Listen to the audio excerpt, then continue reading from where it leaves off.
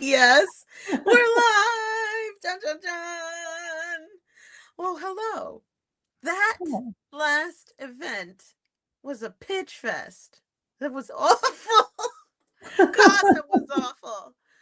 It's like a slime that started to creep up on your skin, a film, a putty that you just want to wash off, and you secretly promise to yourself you will never be the grime on another person's body if they attend your event, right? So you've been to it, where maybe it was one, like you went to an Eventbrite of like, oh, I'm gonna learn how to grow my business, and then it was a pitch, a pitch, a pitch as soon as you got into the room. Or it was multiple speakers on an interesting topic, women's leadership or something. Every single session was a setup. Ooh. Every single speaker had something to sell. Some of them had pretty much the same thing. It was just another person. And then you get frustrated if you bought from another one. And then you're like, oh crap, that person, I didn't even know this one was going to be better. What do I do? By the end, you feel used, the room feels a bit suffocated, and you make this secret pact to yourself. I'm never gonna I'm never gonna do this to other people. I'm just going to deliver, and Yes. people will never have to worry about that. And you wonder why you're not making more money. Mm. This is for you. Drop in the comments if you're listening on the recording or even with us live here now. Have you ever been to a Pitch Fest event? Let us know. We cannot be the only ones. I feel like we're in good company. Clearly, they're all the people who were at the event with us. Yeah. Yeah. Oh my Yeah. goodness. Yeah. Well, this is the Wake Up Women Leaders podcast. It's our 11th Woohoo! episode. Woo, woo, woo, woo.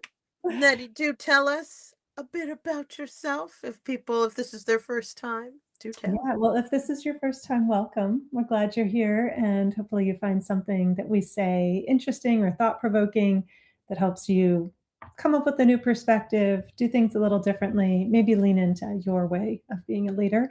And that's actually a little bit about me as well. My name's Nettie Owens. I do executive coaching, and I help women in leadership to really define their own system of success, lean into it and deliver so that they can get amazing results and their team can as well. And I do this through private one-on-one coaching as well as through strategic planning and accountability programs. How about you, Victoria? Yay.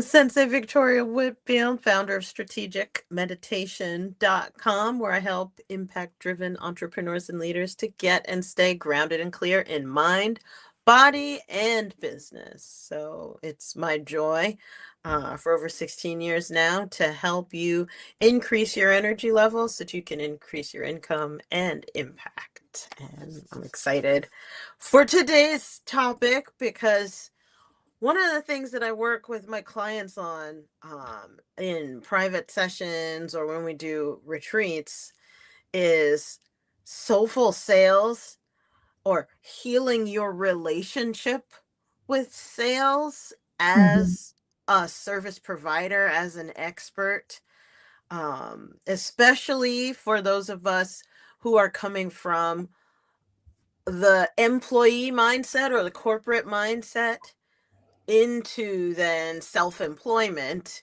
It's Mhm. an identity shift to be able to make an offer and ask for the sale. And before we get to that level of comfort, we'll have experiences that paint sales in a slimy, crappy light, and that's what tends to stick with us.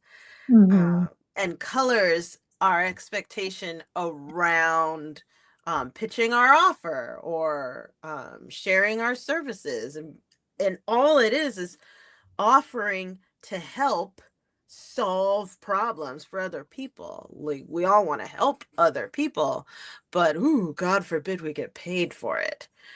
um Or that and we ask this for it or that we ask for it. We want to Mm, help people, but heavens, we can't let people know what we do and ask them to work with us because we've been painted this picture of sales as being slimy, or we've seen it as we're going to be talking about today.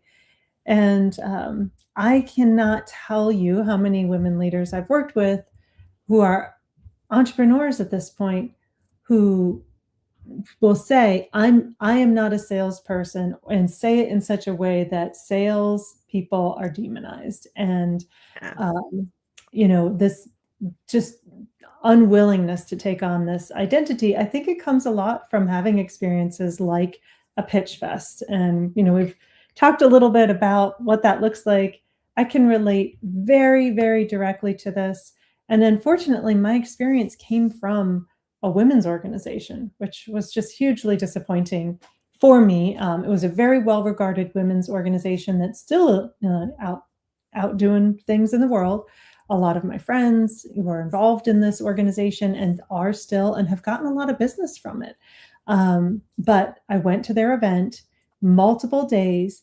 Every single session, the speaker made a pitch. And, the organization as a whole also made a pitch. So you had just session after session leading to coaching, books, marketing offers, all sorts of things, whatever they were on stage talking about.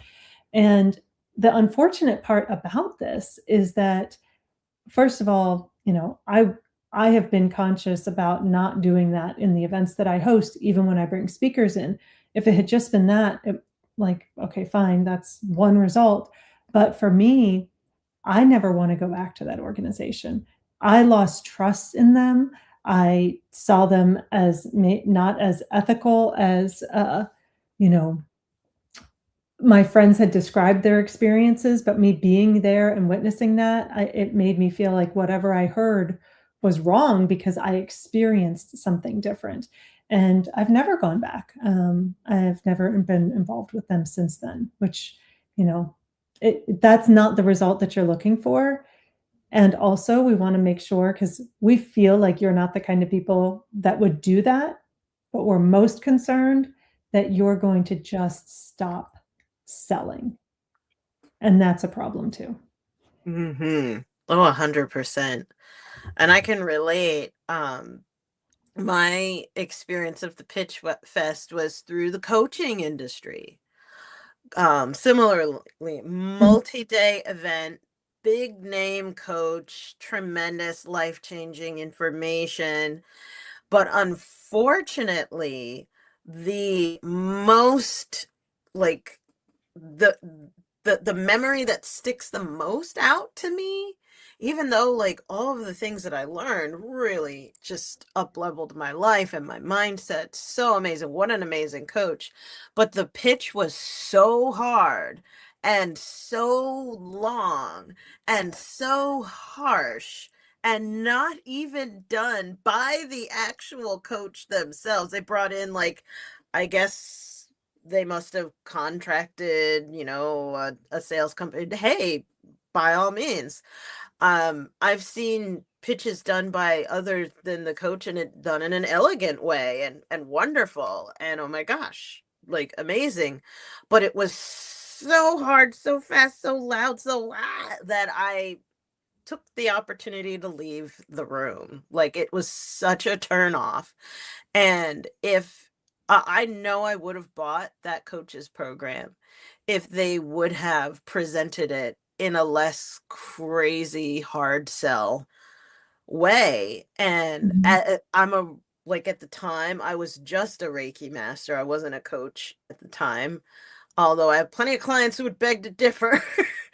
So being like an energy sensitive individual, it was like an assault mhm, for the senses.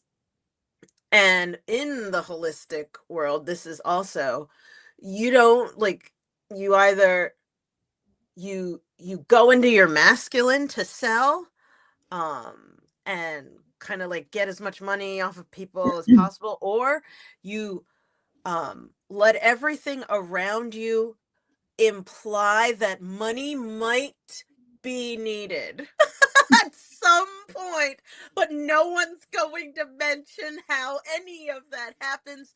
You have to figure it out if you want to buy something. It's a disaster.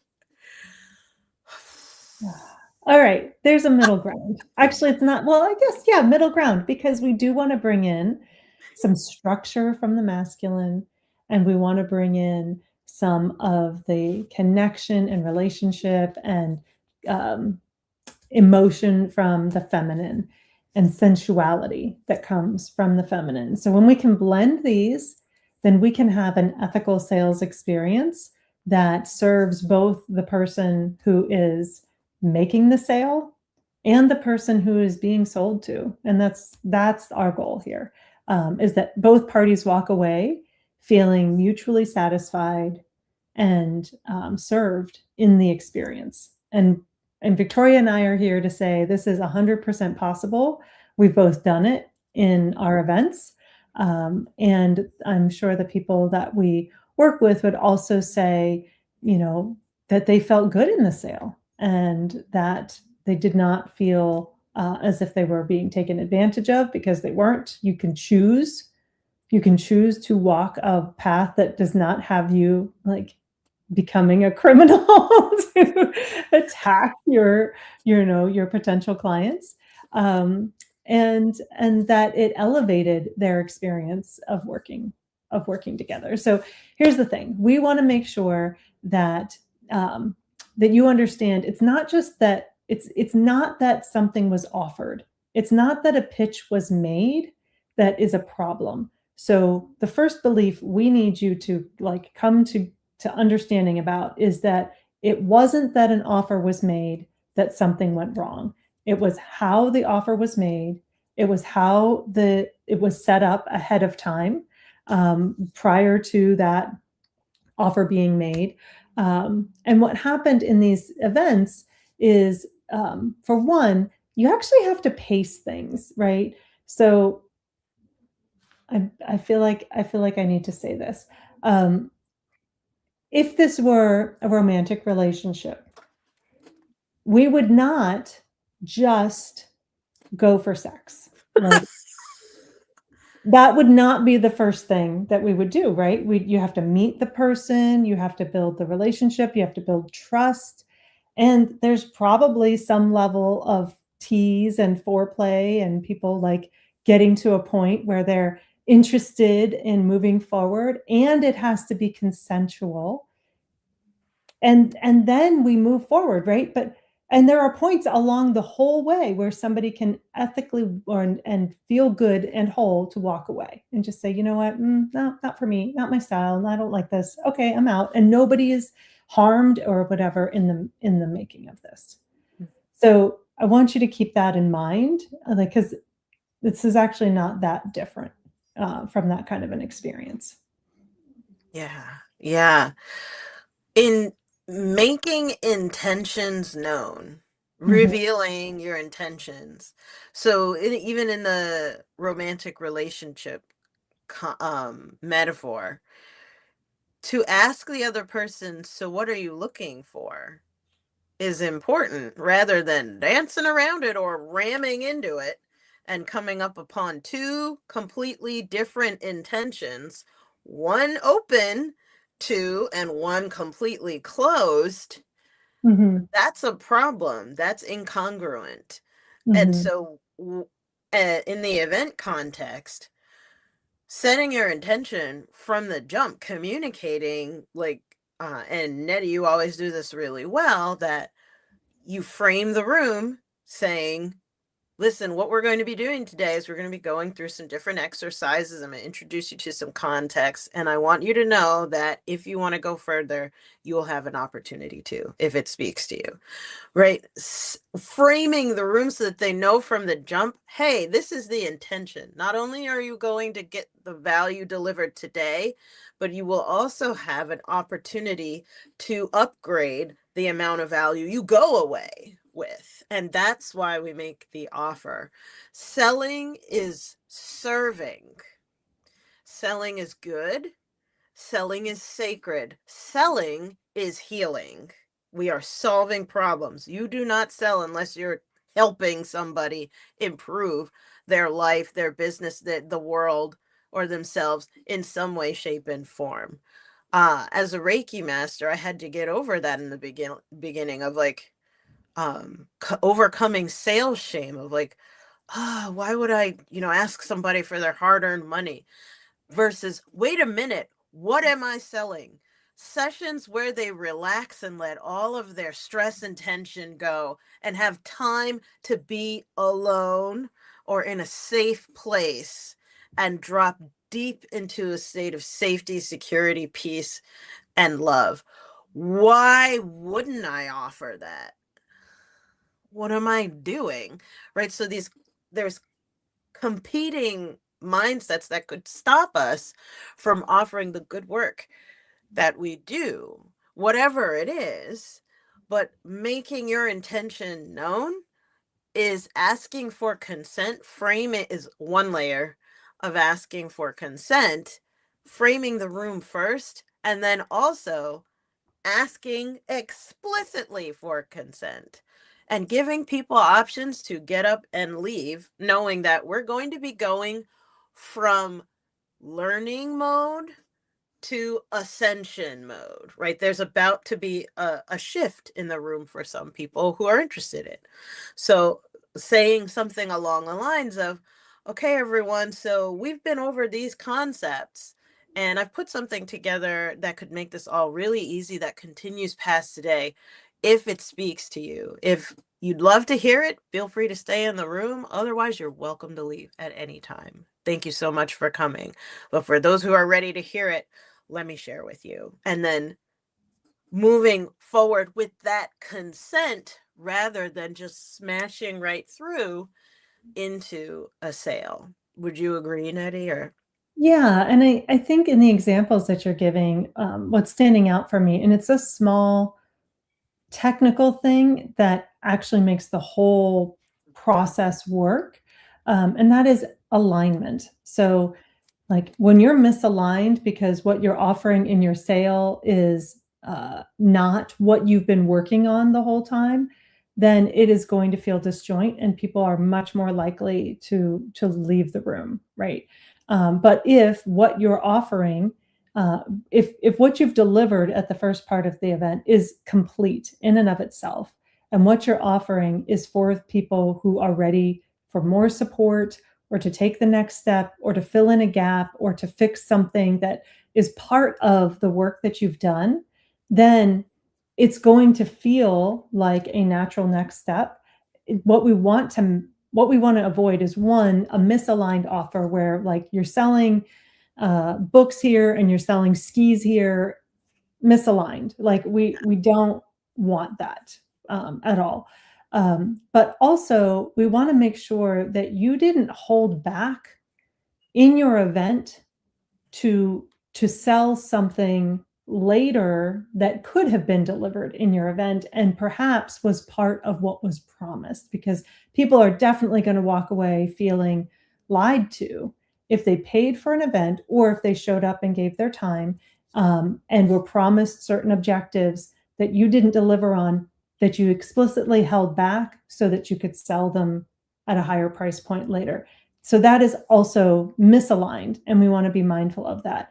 Again, your event should be complete in and of itself based on the objectives that you set, which means you need to be really clear on what you're delivering both at the event and what is continuity after the event, so that you don't kind of commingle those kinds of things. And I'm also a fan, we already talked about this in a prior episode, I don't remember which one, but deliver early, like deliver on your promised objectives early in your event so that no matter what, they walk away feeling like, oh my gosh, that was so worth it. And everything and anything you do on top of that feels like a gift to have received. 100%. The event needs to be valuable. And what the heck is value, by the way? So I'll tell you what is not valuable so you understand what is valuable. What's not valuable is, as an attendee, not having an opportunity to say something. If I just show up and it's you talking at me/us the whole time, no engagement with the other people in the room, it's a group event. It's not just a one-on-one conversation or right. There's no opportunity to engage, turn to a neighbor, or even raise a hand and ask a question. That's not valuable. So number one, to add value to your event, so that helps you earn the right to sell. Let people engage. Work that into your programming. Number two, believe it or not, paper. When you hand out at least a flyer, if not a worksheet, all of a sudden your event goes from unvaluable to valuable. Giving people the booklet or the worksheet for the event, something that well, it's not just information, but I also get to fill it out, and I'm not talking about where to sign up.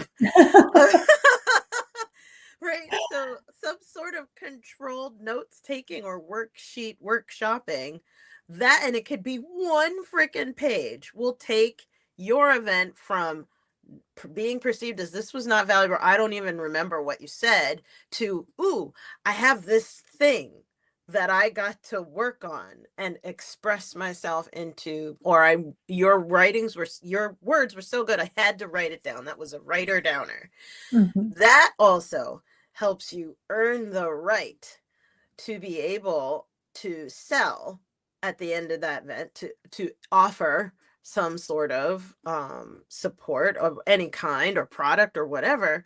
And then the third thing that I would say is what is not valuable, like you were saying, Nettie, was that this, you're not speaking to my problems. You are not interested in solving, articulating, serving, or highlighting my problems as an attendee at all. So, what's valuable is that, wow, you are showing you can articulate and like help me with whatever issues I'm dealing with. Like if I'm looking for a house, or if I'm looking for a roofer, or if I'm looking to open a business, or if I'm looking to lose weight or whatever, talk about the audience's problems and how you can fix them. And when you tell me that you understand my problems, I will see you as valuable, and you will thirdly have earned the right to offer a congruent, right? So if I'm here to learn about skiing perfection, and then you're like, and I'm going to sell you golf clubs. No, sell me the skiing course or your special skis or whatever. Don't sell me the golf clubs at the end, but talk to my problem. Don't talk just about how great you are and how many people you know and how long you've been in business, or how much a victim you are of society, or how you dominate in your industry, or yada yada yada. Believe it or not, your audience did not come for you. They came for themselves. Absolutely. It's so true. And I'm sure as you're listening here, you are thinking about presentations that you've heard that fit all of the descriptors that Victoria just went through. I know I'm going through my mind. I'm like, yep, yep. And on the flip side, I have 100% been in a room where I felt very served, where I can remember elements of those presentations even today. And that's what you want. Oh, that's You want like what you give as far as that awareness or perspective to elevate the people that you're presenting for. You want them to take something away that changes their life in a positive way. And if you do, they will remember you. They'll remember your presentation. They'll talk about you. It might not be that day that they sign up for what you offer, but they will come back. They might send business your way. All of those things will be true. And the reason why we're talking about selling today is because if you set somebody up for that kind of success and then you don't make an offer, what's going to happen is they are looking for a solution, and either they're going to see you as less valuable because you didn't completely solve their problem by telling them the next step, or, and this has happened to me, so I know how painful it is, Tell it. you make an offer and the first next person they run into, they buy from. And you're going, oh my gosh, I just spent 3 days with them. It was a magical experience. And I don't know why they're not working with me right now. Well, lady, you didn't make an offer that they could then step into and begin work with you. And so that they opened their phone on a break, or they open their email the next morning, and what pops in is the next coach who is that now they are open to, offers something, and they step into it. And the next thing you hear is, oh my gosh, your presentation was so great. I signed up with, JoJo. And you're like, what just happened? I don't even understand. So please don't make this mistake. You have so much to offer, and you have to let people know, and you have to, set them up for success. And doing so is not a pitch fest. So I want to give you some practical takeaways here. Hopefully you've been taking notes today, because honestly, there's a lot in this one today. But we've already talked about this, and I'm just going to bottom line it for you. Number one, you have to identify an offer that is the right next step for someone who just experienced your event. It has to be aligned with what they've done, and it cannot be you holding back from something that you should have given them in the event. Number two, you build the agenda such that it elevates to the offer. Like you're going through the content, they're getting ahas, awareness, you understand their problem, they're engaging with the people around them, they feel really good, and then you've earned the right to share that next step. And I think it's really important, as Victoria said, to seed that at the very beginning. Literally, some of the first things that you say in your event are, hey, we're going to be doing XYZ things over the next day, 2 days, 1 hour, whatever it is. And we're going to complete these objectives. And if it makes sense at the end, I will share with you what the next steps are so that they're aware that it's coming. And then the third thing is practice. Practice. There's nothing to say you cannot practice your offer in the days leading up to your event. Find somebody to practice with. Don't just practice in front of a mirror, but literally have that conversation and allow yourself, and this is something that Victoria unlocked for me, is allow yourself to enjoy making the offer. Like, if you have to wear the clothes that feel the best to you, or you get to wear the clothes that feel best to you. You get to package that offer in a way that feels amazing to you. You get to say the words and share the experiences of other people who have received this, and include that in making the offer. Like, make it a joyful expression of your desire to work with them, not, hold on, for those who are just listening, I am picking up a piece of paper. I am burying my face in said piece of paper. I am reading it. I'm feeling shameful about making the offer and hoping that nobody minds that I took 2 minutes of their time to, no, like, they should watch you making this offer and enjoy the experience of watching you make the offer. The whole thing should feel amazing. And that is something Victoria taught me, as she is the goddess of sales. And so if we're talking about this and you haven't thought about this already, please, please connect with us afterwards. Drop connect, reach out to Victoria. She's amazing at this kind of work. And I did just drop the word, right? So if you'd like to talk to us, type connect. We will follow up and create a shared dialogue for the three of us. Yeah, I love it. But, well, here's the thing. Aren't you supposed to tell us what's coming next, though? So we're coming to the end of this conversation. about sales and how to feel better about it. Make sure you're not in a pitch fest with this episode, but what comes next? Is this the last episode of Wake Up Women Leaders? Oh, we are just getting started. We are just getting started. So this is a really good example of making an offer. We make you an offer every single week, and that is an opportunity to join us next episode, next week.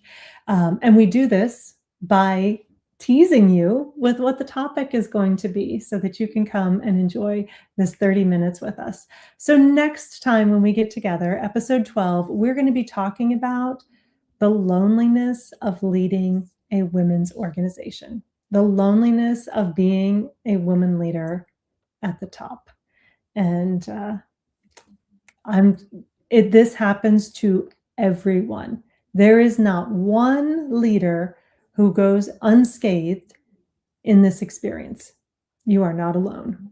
But we're going to talk about it next time. I love it. And I look forward to everyone's comments below. Like, let's keep this conversation going.